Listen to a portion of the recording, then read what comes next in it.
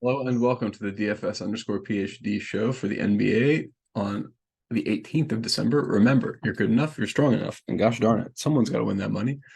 Might as well be us. Shout out to SM Elliott, posted a pretty good lineup from last night. Agnew captain, hey man, thanks for listening and or being on the same thing for good reasons. I don't want to talk about that much anymore. Let me talk about. I'm in a bit of a hurry, but I will talk about today's NBA slate for a second because there's a few forks that I don't normally have and a few value pieces that I don't think SaberSim has in a good enough way.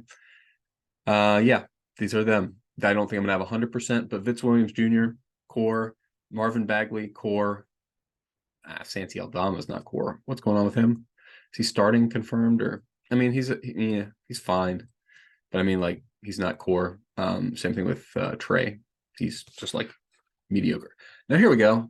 Richaun Holmes. He's another guy who's totally core, assuming that he gets the work we're expecting him to get today.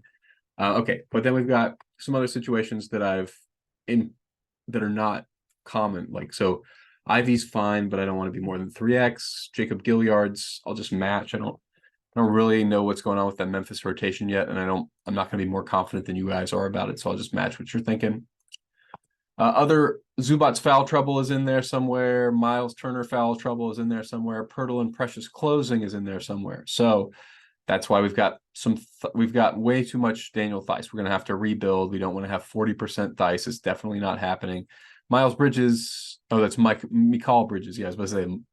I'm assuming that he doesn't get into Canada today. He got denied by customs officials, so or by whatever, because he's still going to trial. So that's huge. I mean, if Miles Bridges doesn't play today, number one, that game is a blowout. Don't play anybody from that game seriously. I don't think I am playing very many people anyway. But there's guys you can play. Like, how cheap is Mensa?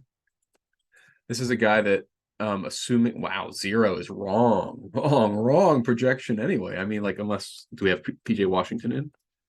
Oh, okay. So if we're projecting PJ Washington in, but regardless, if Miles Turner's or Miles Bridges is not in, you want to think about having a little Mensa exposure. 4,000 is a bit much, but dude's big and he can get luck box into some points there. I think that's more or less okay. Let me show you all the green boxes. Anybody else? Scary Terry, people being underrating him. I don't understand how you could possibly underrate Scary Terry at this point, but projecting him for 41 points, I guess in a blowout, that's what it is. I just said it. I don't want people in that game because I do think with Myles out, it's going to be more of a blowout. So let me revert that for now. Jared Allen, though, is another guy. So I think a couple court IQ elements, I should say. I did LaMelo and Miles Bridges off the court. Huge boost to Nick Richards. A huge boost to Gordon Hayward, Brandon Miller. But I mean, number of minutes is getting pretty small here, about 100. I don't know. Can't really act on that. And then Darius Garland and Evan Mobley still out. Huge boost to Craig Porter Jr. Not sure what the rotations are like right now for him. Dean Wade, but Karis Levert is the real one. And then also, if you look, a couple points for Jared Allen, a few points for Levert. Basically, a lot of good options on this team. Donovan Mitchell, a +4. So a lot of places. Now, DraftKings has him with even more points. I don't know, or not DraftKings, SaberSim. Either way, he's a good play. Also, all the Clippers guys are good plays at their price right now. That's a little bit low of an estimate for Paul George after just a few bad games against a team like Indiana. They give up points a lot. I can't project. I mean, like him and Kawhi are the same guy, right? I mean, like at this point in their careers, neither one of them I would say has taken over this team. And there's a third guy, right? Like, where is Harden? Down here? I don't know. I mean, Indiana is really fast, and I don't think it. I think you want to sample top more than a 10% boost to Harden's baseline today. If he goes off, he's gonna go off today. Like he's not gonna go medium off. You know that Harden has mega off and like going off. I don't know. I should probably build in a rule about max 2 of 3 with Harden, Kawhi, and George. You know what I mean? Like I think that's more or less what's going on there, and I don't think they're equal. That's why. Yeah. So max 2, 3 LAC stars, and then group no more than. This is basically the same situation from the Wings on Minnesota. I haven't set that up today. I probably should. Let me just go ahead and do that right quick before I forget, and then I gotta get out of here.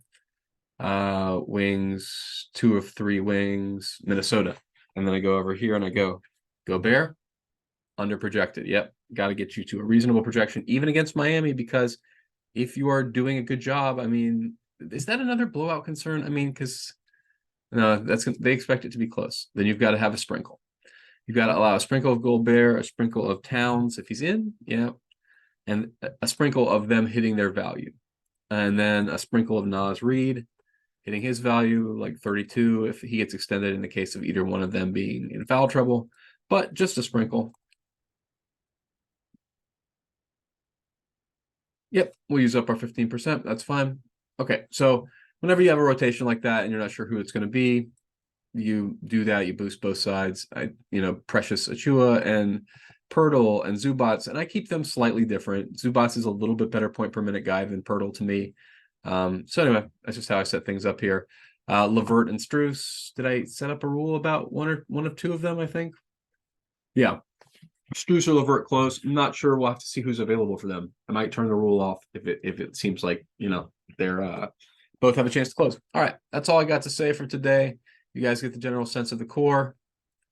It's the guys who are the good plays that you already probably knew before you got here. But Vince Williams Jr., Marvin Bagley, our core, and Richaun Holmes. Those guys are the core. They're the best plays on the slate. Don't see that changing. If it does change, if you guys hear news that makes anybody else as good as them, change a bunch of dudes. Like, do not be overweight on the guys who are the early news. Be overweight on the guys who are the late news. All right. Remember, you're good enough. You're strong enough. And gosh darn it, someone's got to win that money. Might as well be